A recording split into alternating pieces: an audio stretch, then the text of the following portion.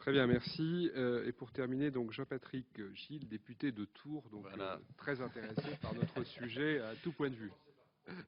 Mais voilà, c'est bien organisé. Alors, merci, Monsieur le Président, de me donner la parole, même en dernier, puisque je ne suis pas membre de cette docte commission, mais tout le monde aura compris, puisque vous l'avez rappelé, que je suis député de Tours, que je souhaitais être présent et saluer nos amis de microélectronique.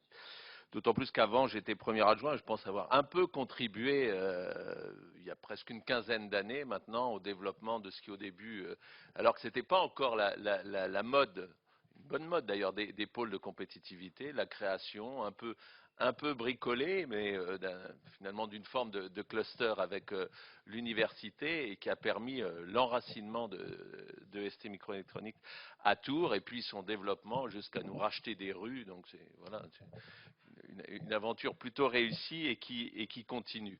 Alors, il se trouve que je suis par ailleurs plutôt spécialiste des questions d'emploi et notamment de la question de l'emploi des jeunes.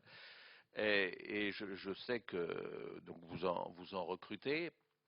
Beaucoup par intérim parce que, comme ça a été dit et comme on le sait, vous êtes très sensible, je vais le dire, aux aléas des marchés mondiaux, aux aléas des cycles, et ce qui explique, on suit ça de près localement, mais qu'il y a des vagues, des flux et des reflux. Mais au-delà de ça, et notamment à partir aussi de votre expérience et de votre connaissance internationale, je suis tenté de vous poser la question qui m'est arrivée dans d'autres commissions à poser à plein de responsables d'entreprise, justement, qu'est-ce qui vous semble être néanmoins éventuellement des freins ou des verrous à l'embauche, et particulièrement des jeunes, ou à l'inverse, qu'est-ce qui vous semblerait faciliter ou vous inciter à plus embaucher? Est-ce qu'il faut aller plus vers une politique d'exonération? On l'a beaucoup fait, je ne suis pas sûr que ça soit toujours efficace. Les politiques de formation, en tout cas, ou ce qu'on a un peu fait surtout justement avec le jumelage, une forme de jumelage avec l'université. En tout cas, j'aimerais bien avoir votre